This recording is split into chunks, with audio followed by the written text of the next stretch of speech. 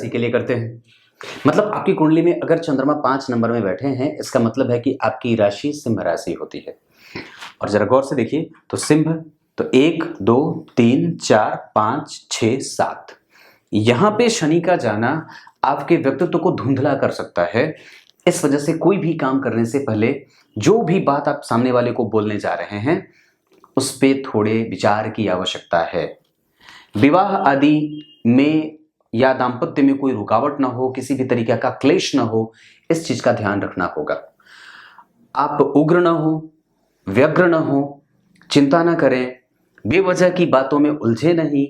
अपने व्यक्तित्व को और भी ज्यादा प्रखरता से साबित करने के लिए, उसको मजबूत और मजबूती से अपने आप को बेहतर साबित करने के लिए उस पर आपको काम करने की आवश्यकता होगी।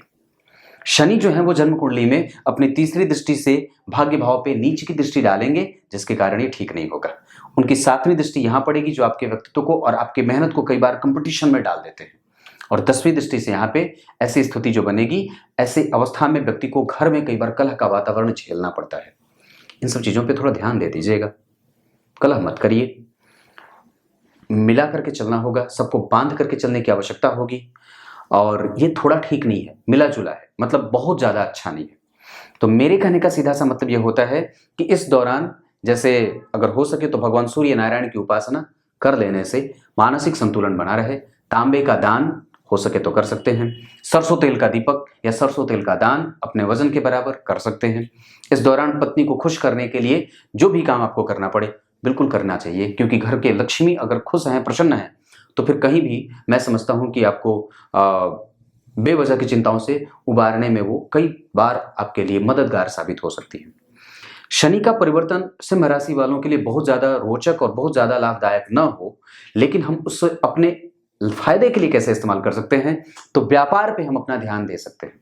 कुछ नई चीजें या छोटा मोटा कोई रोजगार, अपना स्वरोजगार, कुटीर उद्योग, लघु उद्योग कोई शुरू करना हो, छोटी सी दुकान अगर शुरू करनी हो, तो भी ये काम किया जा सकता है। इस दौरान आप कई बार जो कोई जैसे होता है ना, जो कुछ टाइम के लिए जो किसी के यहाँ काम किया जाता है, उसको क्या अंग्रेजी में बोलते हैं, आप ऐसा कुछ कर सकते हैं। कुछ वक्त के लिए किसी के साथ जाकर के कोई ट्रेनिंग वगैरह लेनी हो, कोई नई शौक पूरी करने की बात होती हो, कोई चीज सीखने की बात होती हो, तो बिल्कुल आप ये काम कर सकते हैं। इसके लिए आपके पास 4 जून तक का वक्त बड़ा अच्छा है।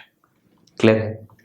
ये सिंह राशि वाले, मैं एक बात कहूंगा, आप लोग क्रोध मत करिए और अपने आप को संतुलित रखिए, शांत रखिए, भगवान सूर्य नारायण की उपासना करिए। आसपास कोई मंदिर हो तो उसको जाकर के धो देने का काम करिए। अगर हो सके तो शिव जी के मंदिर में दही अर्पित कर देना चाहिए। और मैंने जो चीजें बताई हैं दान के लिए, गाय माता की सेवा तो सबसे बढ़िया दान। गाय की स्तुति बहुत अच्छी होती है, इस वजह से आपको गाय की सेवा की तरफ भी ध्यान देने की आवश्यकता है। अगर हो सके तो इस दौरान रक्त चंदन की माला भी गले में धारण कर सकते हैं। अब आगे कन्या पे बात करते हैं।